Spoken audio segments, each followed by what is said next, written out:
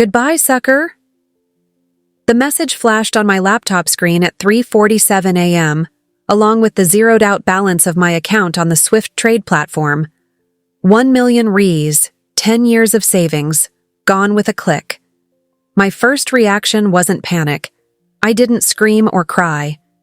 Instead, I opened my Linux terminal and typed the command I had been quietly running for the past 3 months. Extract target logs. Swift trade backdoor activity log complete, flashed on the screen. Begin forensic analysis? The scammer, who introduced himself as Marcus Reynolds from Swift Trade, thought he had chosen another easy victim, a lonely woman desperate for miracle investments.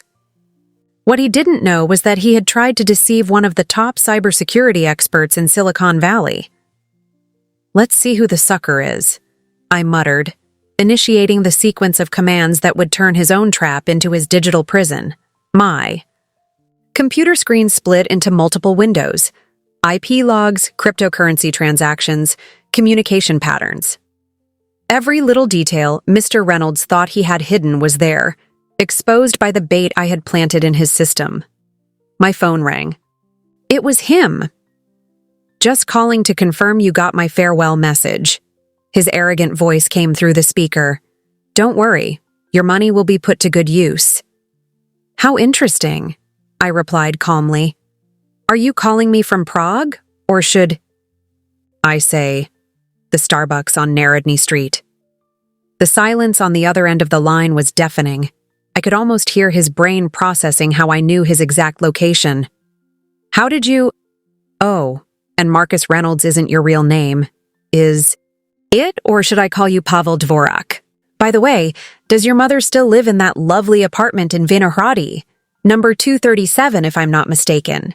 The one with the blue curtains and the Siamese cat on the windowsill. The sound of a cup shattering in the background. I smiled, imagining the coffee spilling on his expensive laptop, a MacBook Pro he bought 3 weeks ago with the money stolen from a retired teacher. You know, Pavel, I continued, my fingers gliding over the keyboard as I accessed more of his systems. While you were busy calling me a sucker, I was cataloging every transaction, every login, every digital breath you took over the past 3 months. That little temperature widget you installed on the Swift Trade site? That was my back door. Elegant, don't you think? A new window opened on my monitor. Live security camera footage from the cafe.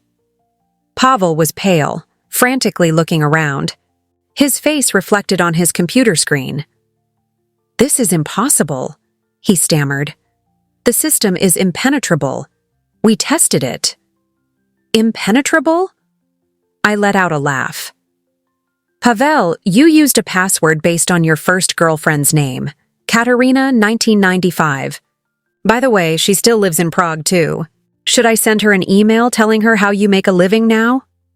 I opened his victim spreadsheet. 247 people. Professionals, retirees, entire families who had lost everything. Each name represented a life destroyed by his greed. Maria Santos, 68 years old, lost 300,000. João Pedro, 45 years old, lost his children's savings. Sarah Kim, 29 years old, lost the money for her mother's treatment. Now we have 2 options, I explained, opening his internet banking. Either you voluntarily return the money to all the victims or what? He tried to sound threatening, but his voice trembled. You can't prove anything. I can't? I smiled, sending him a file. Open the attachment I just sent you. The verdain sound of his choking was audible as he saw his own Telegram conversations. Screenshots of deals with other scammers. Photos of him withdrawing money in different countries. Records of purchases made with cloned cards. How did you get this? The same password for all your accounts, Pavel. Really? And that cloud backup of yours. Tsk, tsk. Amateur. Now, about that script I mentioned. The sound of frantic typing came from the other end of the line. Pavel was desperately trying to regain control of his systems. I could see through the cafe's camera that his hands were trembling over the keyboard. "It's no use," I informed him. "As we speak, I'm removing your access. Every password is being changed. Every server locked down. In 60 seconds, you'll be a digital ghost." "You don't understand," he pleaded, his earlier arrogance completely gone. "There are other people involved. Dangerous people." "Oh, you mean the organization in Kyiv? Or the group in Lisbon? Don't worry. I've already mapped out the entire network. Every IP, every transfer, every member. While you were bragging about your scams, I was dismantling your digital empire piece by piece." On my screen, a progress bar advanced. "Extracting data, 89% complete." "How?" His voice was barely a whisper now. "How did you know?" "You picked the wrong victim, Pavel. You thought a lonely woman would be an easy target. You didn't realize you were trying to deceive someone who spends her life hunting people. Like you? By the way, nice little Bitcoin mining setup in your basement. It would be a shame if someone sent those coordinates to the local power company, wouldn't it?" "Fine. You win," Pavel muttered, defeated. "What do you want?" I sent a file to his computer. The sound of the notification echoed through the empty cafe. "This document has detailed instructions. First step, transfer all the victims' money back. And yes, I know exactly how much you stole from each one, including interest." "That will leave me with nothing," he protested. "Too bad," I replied dryly. "You should have thought of that before stealing a lifetime savings from 247 people. By the way, your little crypto mining operation? I just shut it down. And no, you can't turn it back on remotely." On my screen, multiple windows showed. Different angles of the cafe. Pavel looked smaller now, hunched in his chair, his digital empire crumbling with every click of mine. "You have 1 hour," I continued, "and don't even think about trying any tricks. Every key you press, every program you open, every site you visit, I'm watching it all. What if I just turn off the computer and disappear? Remember that Tinder profile of yours? The one you use to lure victims? I just updated it with your real photo and a detailed description of your scams. Oh, and I also sent your complete criminal history to 3 different investigative agencies. But hey, you can try to disappear. It'll be fun to see how long you last." Pavel began making the transfers, his hands shaking so much that he kept hitting the wrong keys. "Interesting," I commented, watching the numbers.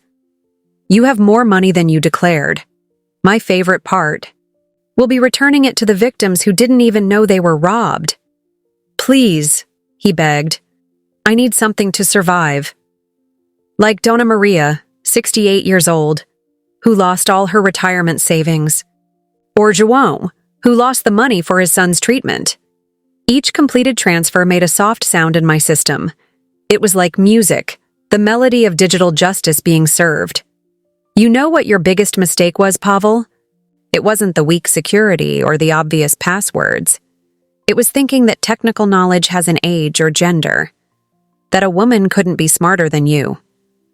Who are you really?" Pavel asked, his voice trembling as he completed. "Another transfer. My name is Alex Chen, and unlike your Marcus Reynolds, that's my real name. For the past 5 years, I've been tracking and exposing scammers like you. But this time, you made it personal." The progress bar on my screen showed 85% of the transfers completed. Every penny was going back to its rightful owners. On the cafe camera, I saw Pavel constantly looking over his shoulder, as if he expected the police to walk in at any moment. "You know what's most interesting?" And I continued, accessing more files from his system. "I found your little list of future targets. 100 people. All women over 50, all living alone. You have a very specific pattern, don't you?" "It was just market research," he stammered. "Market research?" My tone turned icy. "Like my Aunt Anne? She's on your list? That's how you found me, isn't it? You plan to use her to get to me. Pavel's face grew even paler. On the screen, I saw his hands stop typing. "Keep making the transfers," I ordered. "There are still 42 people left to reimburse, and don't worry about my aunt. I've already warned her and everyone else on your list about your methods." "You don't understand," he tried to argue. "Some of these people wanted to be fooled. They practically begged for promises of impossible returns. Like how you begged not to lose. Access to your servers in Ukraine? By the way, I just shut down the last one. Interesting how your partners there don't seem too happy with you now." A new notification popped up on my system. Furious messages from the other gang members arriving on Pavel's phone. Apparently, they weren't thrilled to find out they'd been exposed. "Please," Pavel begged, watching the angry messages from his accomplices flood his phone. "They'll kill me. The organization in Kiev. You don't know what they're capable of. You should have thought of that before stealing from innocent people," I replied, watching the final transfer complete. "But don't worry. I'm sure you can use your mediocre skills to create a new identity. As long as you never try scamming again." A new alert flashed on my screen. The other gang members were starting to try to hack into the servers, desperate to regain control. Their attacks were sophisticated. Finally, something interesting to analyze. "Amateurs," I muttered, automatically, redirecting their attempts to honeypots I had prepared. Each new attack only exposed more of their infrastructure. "Look at that. Your friend Victor is still using that outdated malware. How cute." "How do you know Victor?" Pavel asked, growing even paler. "Let's just say you're not the only ones with eyes on the dark web. By the way, I just disabled that ransomware you were preparing for hospitals. You're welcome." My system started beeping with notifications. The first victims were receiving their refunds. Maria Santos, the retired teacher. Funds recovered. Juan Pedro, the father of the sick boy. Transfer complete. "I need to disappear," Pavel said, starting to close his laptop. Before you go," I interrupted. "There's one more thing." I pressed enter and watched as every screen on Pavel's computer began displaying the same message. "Attention Swift Trade users. This site has been identified as part of a fraudulent operation. All victims will be automatically reimbursed. To check the status of your refund, visit secure link." "What did you do?" he asked, horrified, watching his digital empire turn into his own downfall. "I turned your scam platform into a victim support center. Everyone who tries to access the site now will be directed to information on how to recover their money and protect themselves from future fraud.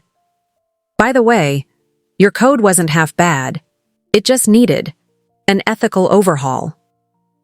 On the cafe screen, I saw Pavel slowly stand up, leaving behind his expensive laptop, now nothing more than a digital paperweight. His hands were shaking so much he could barely gather his belongings. "One last thing," I said before he could hang up. "If I find out you try scamming again, anywhere in the world, well, let's just say this conversation was a friendly warning. And Pavel? That secret account of yours in the Cayman Islands? I just donated it all to elder care charities. Poetic, don't you think?" As Pavel disappeared into the Prague night, my work was just beginning. My computer screen now displayed a cascade of real-time data. Victims being notified, money being returned, criminal systems crumbling. It was like watching a digital house of cards collapse. Messages began pouring in from all over the world. An elderly woman from Florida crying as she saw her savings return. A young couple from Texas recovering the money they had saved for their first child. A widow from Arizona thanking me for recovering her late husband's inheritance. Each successful transfer notification was like a small act of justice. "System compromised," screamed the internal chat of the scammers I was still monitoring. "Who is this Alex Chen?" Their panic was palpable. Victor, the supposed programming genius from Kiev, was desperately trying to regain access to the servers. Each new attempt was more aggressive and more futile than the last. He tried a DDoS attack, then attempted to exploit vulnerabilities that didn't exist, and finally resorted to techniques so outdated they almost made me laugh. "It's no use," I murmured, watching his frantic attempts. "You built a paper fortress." My program continued its sweep, uncovering more and more victims. The scheme was much larger than Pavel had admitted. It wasn't just 247 people. Over 1,000 lives had been affected in the last 2 years. Elderly people, young families, small business owners, all lured by the promise of quick wealth. The transformation of the Swift trade site was complete. Where there had once been fake charts and impossible profit promises, there was now a real system for fund recovery. Every person who tried to access the platform to invest was redirected to an educational portal about financial fraud. "We need to eliminate her," I read in a message from the criminal group. "She knows too much." I smiled, watching them frantically search for my name, trying to locate me. They wouldn't find anything except what I wanted them to find: an ordinary developer, just one among millions. My real work always remained in the shadows, protecting people who didn't even know they needed protection. The laptop Pavel had abandoned in the cafe was still transmitting valuable data. Every file, every conversation, every future plan now fed into my secure servers. It was a complete map of the digital fraud underworld: names, accounts, methods, a web of crimes spanning 3 continents. Victor tried one last desperate attack, a sophisticated ransomware he had saved for special occasions. I watched with a certain professional pride as my system dissected it in real time, turning his own weapon into more evidence against them. "Security Alert Level 5, my system announced. The criminals had activated their contacts in the digital underworld, offering rewards to anyone who could find me. Hackers from all over the world were now scouring the network for Alex Chen. But I was no longer the naive developer they expected to find. Every tracking attempt led them deeper into my own digital web. Like spiders trying to attack another spider in its own web, Pavel's abandoned laptop was still revealing secrets. I found lists of future targets, including nursing homes and retiree associations. They planned to expand the operation, specifically targeting vulnerable people. Not anymore.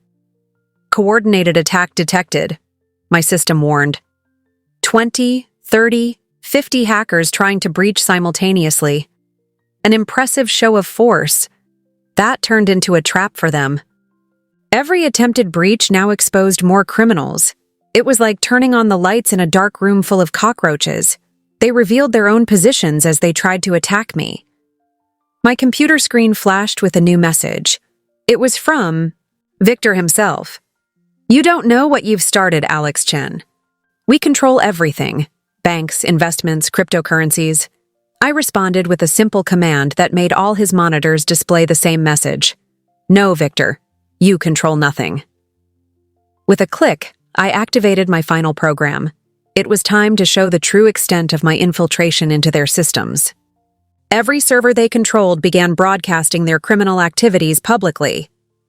"What's happening?" Victor typed frantically. "Digital justice," I replied, watching his empire crumble. The numbers on my screen kept climbing. 2,000 victims identified. 3,000, every penny being tracked and returned. The system I created didn't just return the money, it also protected victims from future scams. Messages of gratitude flooded my system. I recovered my grandchildren's savings. I can pay for my mother's treatment. Our home is saved. The laptop Pavel had abandoned had turned into a goldmine of information. Every file revealed more connections, more scammers, more victims. It was like following a trail of digital breadcrumbs leading to a feast of cybercrime.